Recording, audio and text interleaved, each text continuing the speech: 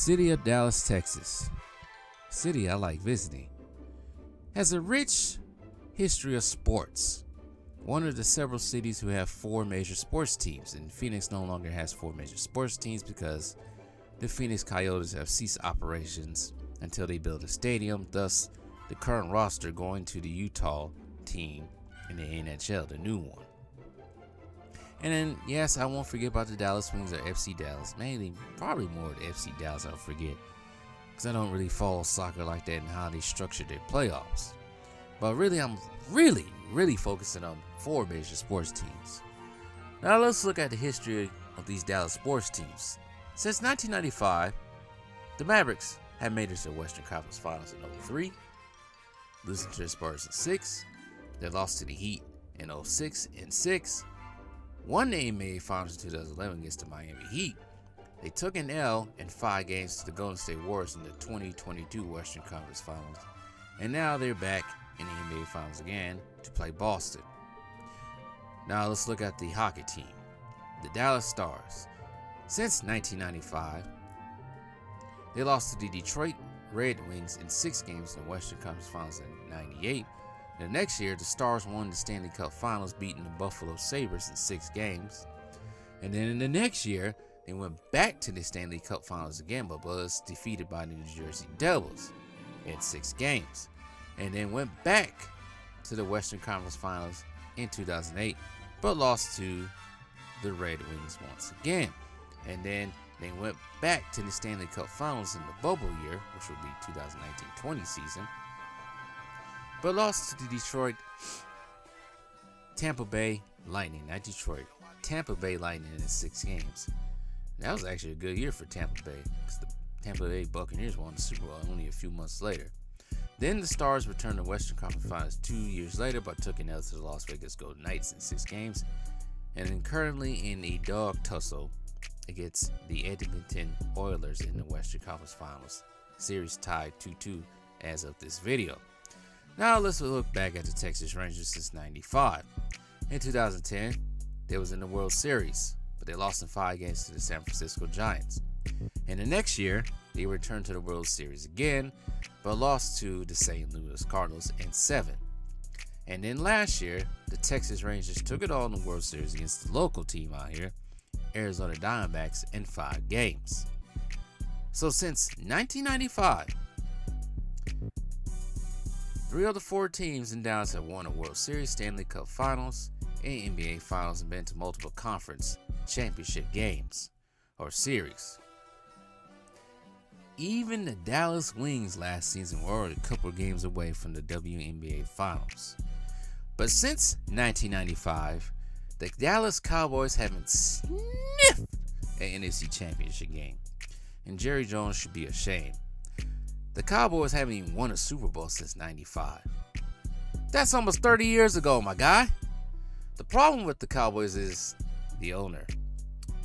In his own age, he seems like he's been content with having the world's most valuable sports team at $9.2 billion.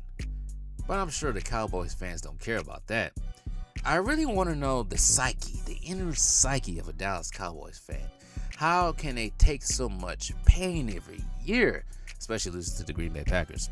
But anyways, Jerry Jones is a problem. For what I have learned over the years, he's too hands-on with the signing and coaching searches. Of course, he's president and GM. And he really thought Mike Pudding Pop McCartney was going to lead the Cowboys to the Super Bowl? Come on now. Did you see his work in Green Bay? Yes, Mike McCartney did win a Super Bowl in Green Bay, but what happened after that? And then Jerry Jones held on too long to Jason the Clapper Garrett. I always want to say the Cowboys are cursed. Now, you do a little research on the history of AT&T Stadium, aka Lambeau South, it might interest y'all on how they got that land and the way they went about doing it. Now, compared to Mark Cuban and the Dallas Mavericks, yes, Mark Cuban can be a little ecstatic at times, but in the last few years, he let his scout and his GM actually GM. So, in 2021, Mark Cuban hired former Nike Vice President Nico Harrison as GM, right? He took over for Donnie Nelson, who was GM since '05. But Donnie Nelson was responsible for bringing Luka Doncic to Dallas, and Donnie Nelson, many years before Luka was drafted, tried to draft Giannis, but it wasn't destiny. It was Milwaukee Bucks' destiny. Nico Harris was also a representative of Nike that represented Dirk Nowitzki and responsible for signing many players to Nike contracts. And he also was the one that botched the attempt signing of Steph Curry before he went to Under Armour. Reportedly, he called Steph. I also heard that one of the reasons why Steph Curry didn't sign with Nike with his signature shoe because they wouldn't allow him to put biblical verses on there, thus him going to Under Armour. That was the story I heard. Who knows why he went to Under Armour, but those are the two storylines that went with that. But when Nico Harrison became GM of the Dallas Mavericks, they hired Jason Kidd. You know, Jason Kidd was a coach at Brooklyn Nets and responsible for calling a timeout via spilling the drink, and also coached the Milwaukee Bucks as well, and then became assistant coach of the Los Angeles Lakers, thus winning the ring before he took on the job. And of course, Jason Kidd was going to be taken care of. He helped win the Dallas Mavericks the only ring. And also, there was also rumors that former coach and current Pacers coach Rick Carlisle did not really get along with Luka as well. I know he didn't get along with Rajon Rondo. We all know that, if you remember that. And then Harrison and Cuban took a chance on trading for Kyrie Irving, months after losing Jalen Brunson to free agency. And this past year, Harrison made the trade for PJ Washington, Daniel Gafford, drafted Derek Lively, and took a chance on Derrick Jones, who was only known for his high-flying dunks. And all of these guys that I just named have contributed, especially on defense, to stopping the likes of Paul George, James Harden. Can't say Kawhi Leonard because he stops himself. Stopping Shai Gilgeous-Alexander, and even now Anthony Edwards, and making Rudy Gobert look like a damn fool out there. And you look at all these results now. Mark Cuban looks like the better owner in Dallas so far. And you think about it, at this point, all the owners of all these sports teams in Dallas look better than Jerry Jones right now. Maybe Jerry Jones should actually hire a general manager instead of picking the talent himself, because he hasn't been really good on that lately. What is Jerry Jones now? 81 years old? I thought he was older than that.